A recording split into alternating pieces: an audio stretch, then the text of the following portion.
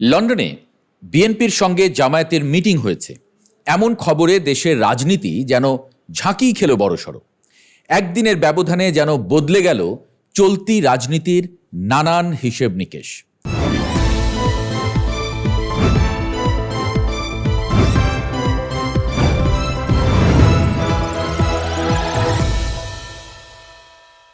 গণমাধ্যমের খবর, সম্প্রতি বিএনপি চেয়ারপারসন বেগম খালেদা জিয়া এবং ভারপ্রাপ্ত চেয়ারম্যান তারেক রহমানের সঙ্গে সাক্ষাৎ করেছেন জামায়াতে ইসলামীর আমির ডাক্তার শফিকুর রহমান এবং নায়েবে আমির সৈয়দ আবদুল্লাহ মোহাম্মদ তাহের। তবে এমন গুরুত্বপূর্ণ বিষয় গণমাধ্যমে কেন জোর দিয়ে উঠে আসলো না, সেটা নিয়ে প্রশ্ন উঠছে যদিও। যা হোক, দিন কয়েক আগে এমনটা কল্পনায়ও ভাবা যাচ্ছিল না। একসময়ের মিত্র দল দুটির নেতাকর্মীরা যেন একে অপরের শত্রুতে পরিণত হয়েছেন গত কয়েক বছরে। হাতাহাতির ঘটনাও ঘটেছে তাদের মধ্যে নিয়মিত। ছাত্র শিবির আর ছাত্রদলের মধ্যে যেন দা কুমড়োর সম্পর্ক। সরকার বিরোধী আন্দোলন আলাদাভাবেই করতে হয়েছে বিএনপিকে। ওদিকে এনসিপি ঘেঁষা হওয়ায় জামায়াত নাহিদদের সঙ্গে জোট করতে পারে, এমনটাও ছিল আলোচনায়। আবার জামায়াত একাই নির্বাচনে যাবে, এটাও ছিল অন্যতম বয়ান। জামায়াতের ভোট বেড়েছে, এটা নানান পরিসংখ্যানে উঠে এসেছে।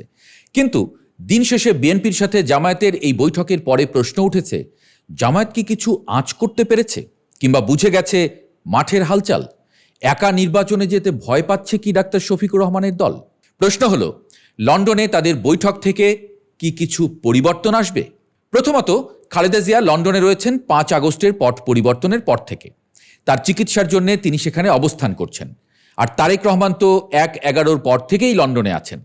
অন্যদিকে জামায়াতের শীর্ষ নেতারা যারা ইউরোপ সফরের অংশ হিসেবে লন্ডনে গিয়েছিলেন, সেখানে গিয়ে বিএনপির নেতাদের সঙ্গে বৈঠক করেছেন। এই বৈঠকের পর দেশের রাজনৈতিক অঙ্গনে যে ধরনের খবর আসছে, তাতে মনে হচ্ছে কিছু বড় ধরনের পরিবর্তন হতে যাচ্ছে। পূর্বে জামায়াত বলেছিল, নির্বাচন হতে হলে তার আগে রাষ্ট্রে কিছু সংস্কার প্রয়োজন। তারা স্থানীয় সরকারের নির্বাচন আগে চাচ্ছিল, তারপর জাতীয় নির্বাচন। কিন্তু এখন জামায়াতের আমির ডাক্তার শফিকুর রহমান স্পষ্ট করে জানিয়ে দিয়েছেন, তারা আগামী রমজানের আগেই সংসদ নির্বাচন চাইছেন।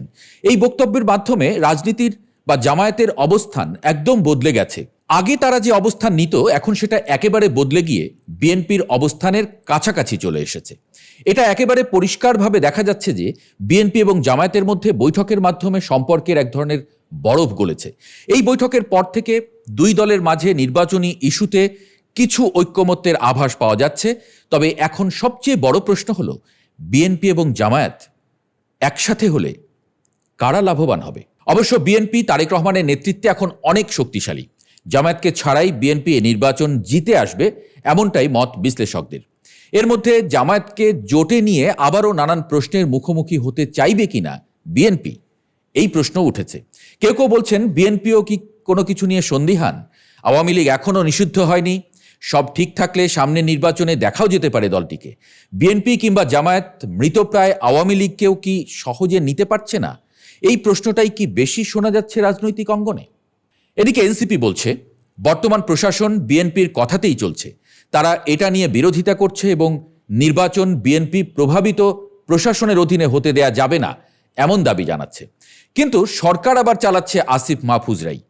এ নিয়ে অনেকে মজা করতেও ছাড়ছেন না। তারা বলছেন, নিজেরাই সরকারে থেকে দোষ দিচ্ছে বিএনপির ঘাড়ে। অনেকে এটাকে নির্বাচন পেছানোর বাহানা হিসেবে দেখছেন।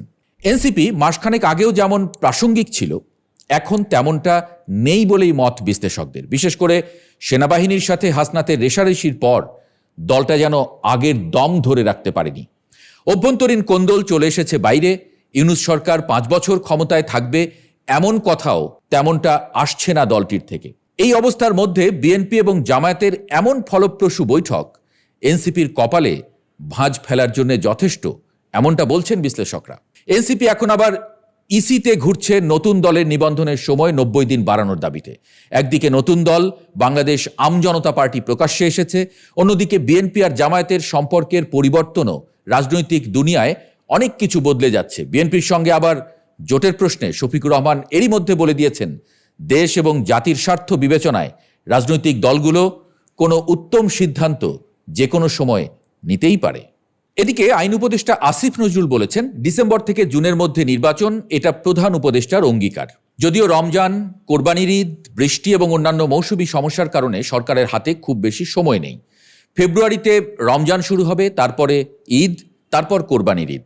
এছাড়া রাজনৈতিক অস্থিরতা, সব মিলিয়ে সরকারের হাতে সময় কিন্তু খুব কম। তবে যাই হোক, দিন শেষে একটা বিষয় স্পষ্ট, সেটা হলো নির্বাচন আগামী বছরের অর্থাৎ 2026 সালের জুনের মধ্যেই হচ্ছে। ডক্টর ইউনূস 5 বছর ক্ষমতায় থাকছেন কিনা কিংবা আদৌ নির্বাচন হবে কিনা, এসব প্রশ্নের উত্তর লন্ডনে জামায়াত এবং বিএনপির মধ্যকার এই বৈঠক এবং অন্তর্বর্তী সরকারের বয়ানের পরে পেয়ে গেছে বাংলাদেশ।